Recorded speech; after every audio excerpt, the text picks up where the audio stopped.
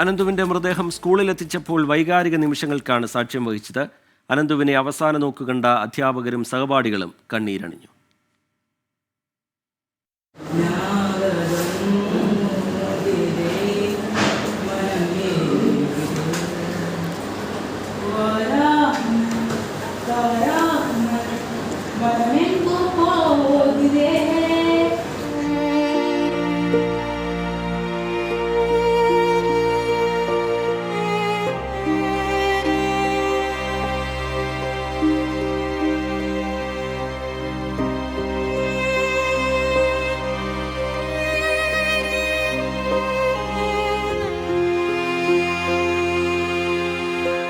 പത്തേയിലെ അനന്തു എന്ന ജിത്തു മണിമൂളി CKHSSലെ അധ്യാപകരുടെയും സഹപാഠികളുടെയും പ്രിയപ്പെട്ടവനായിരുന്നു. നല്ല പാട്ടുകാരൻ, മികച്ച ഫുട്ബോളർ.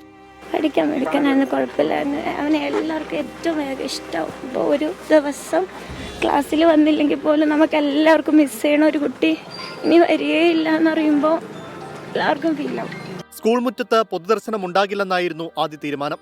എന്നാൽ സ്കൂളിന് മുന്നിൽ അനന്തുവിനെ അവസാനമായി ഒരു നോക്ക് കാണാൻ ആളുകൾ കൂട്ടമായി എത്തിയതോടെ പോലീസ് തന്നെ മൃതദേഹം സ്കൂളിലേക്ക് കൊണ്ടുപോകാമെന്ന് തീരുമാനിക്കുകയായിരുന്നു. താൻ ഓടിക്കളിച്ച സ്കൂൾ മുറ്റത്ത് അനന്തു അവസാനമായി എത്തി.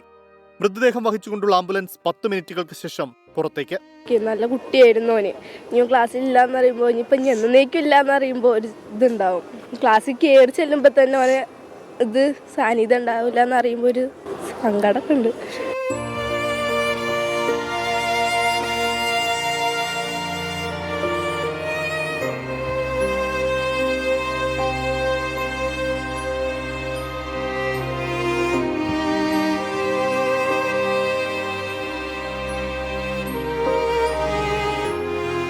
ചവറയ്ക്കൊപ്പം ശ്രീജിത്ത് ശ്രീകുമാരൻ, 24 നിലമ്പൂർ.